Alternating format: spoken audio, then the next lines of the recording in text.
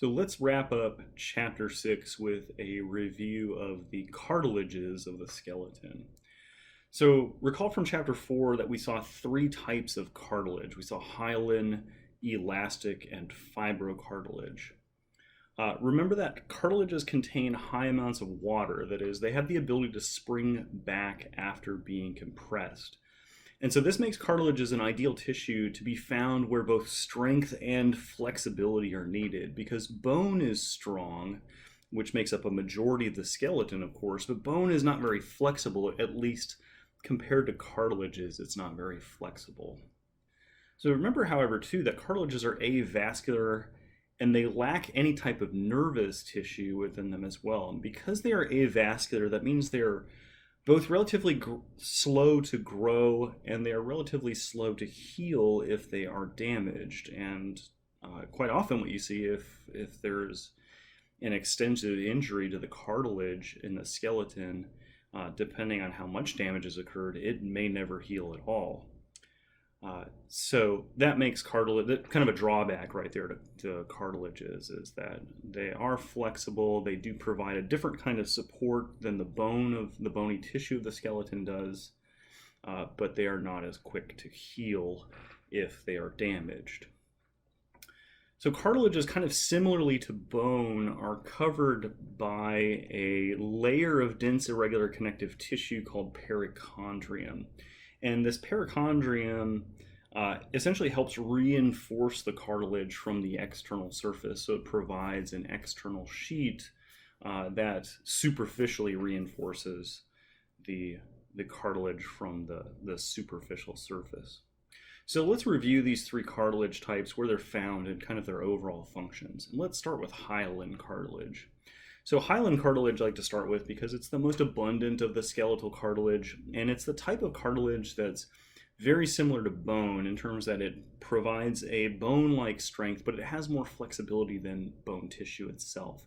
And it tends to be found in a variety of locations. So we saw that it caps the ends of long bones, where those long bones meet, so that the ends of the bones are protected as the bones glide over one another during normal joint movement. We also see that hyaline cartilage forms the junction between the ribs and the sternum, so it gives some flexibility to the thoracic cage as we inhale and exhale. We also see hyaline cartilage composing the larynx, which is a group of cartilages in the throat that are collectively called the voice box, and so that provides a cartilaginous support for the voice box. And also hyaline cartilage forms or is found in these ring-like structures within the trachea, so it provides the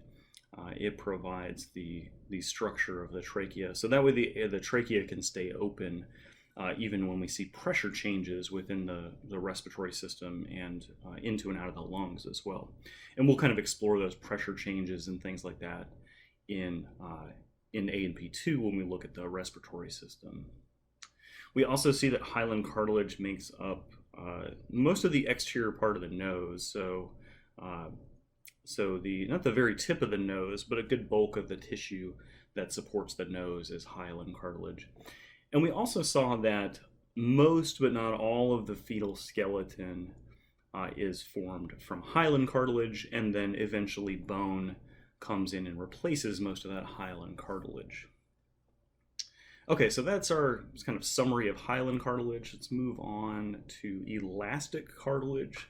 So we see that elastic cartilage is a type of cartilage that tends to be found in places where repeated bending occurs, because elastic cartilage has the ability to be stretched out and return back to its original shape.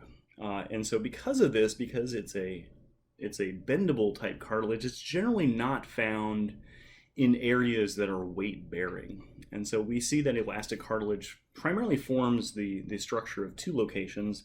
It gives structure to our external ear. Of course, we know that the external ear can bend and return back to its original shape when we remove the force that we applied from it.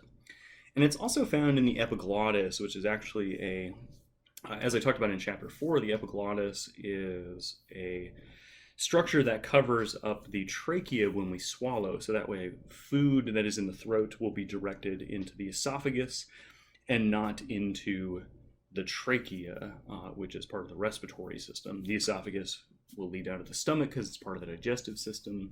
So essentially, the epiglottis is kind of shielding food and directing food, or I should say, shielding the trachea and preventing food from going down into the respiratory system. And rather, the epiglottis is directing that food into the digestive system. So that is elastic cartilage.